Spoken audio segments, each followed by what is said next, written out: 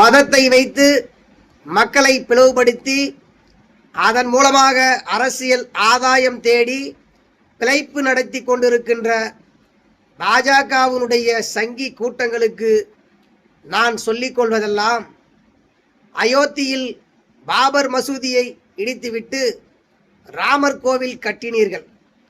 ராமர் கொடுத்த பரிசு என்ன தெரியுமா உங்களுக்கு? நடைபெற்று முடிந்த 2024 நாடாளுமன்ற தேர்தலிலே அயோத்தி தொகுதியில் பாஜக படுதோல்வியை அடைந்தது. அங்கே ராமரும் உங்களை கைவிட்டு விட்டார். கேரளாவில் ஐயப்பனை கையில் எடுத்து அரசியல் செய்தீர்கள். கேரளா மக்கள் விரட்டியடித்தார்கள்.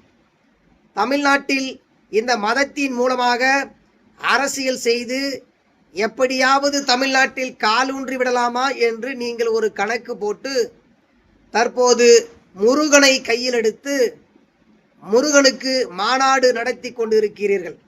இந்த தமிழ்நாட்டு மக்கள் ஒருபோதும் மதவாத அரசியலுக்கும் இந்த மதத்தால் மக்களை பிளவுபடுத்த நினைக்கின்ற பாசிச பாஜகவுடைய எண்ணங்களுக்கு ஒருபோதும் அடிபணிந்திடாமல் தமிழ்நாட்டு மக்கள் பாஜகவை இந்த 2026 சட்டமன்ற தேர்தலிலும் விரட்டி அடிப்பார்கள் என்பதில் மாற்று கருத்து இருக்க முடியாது.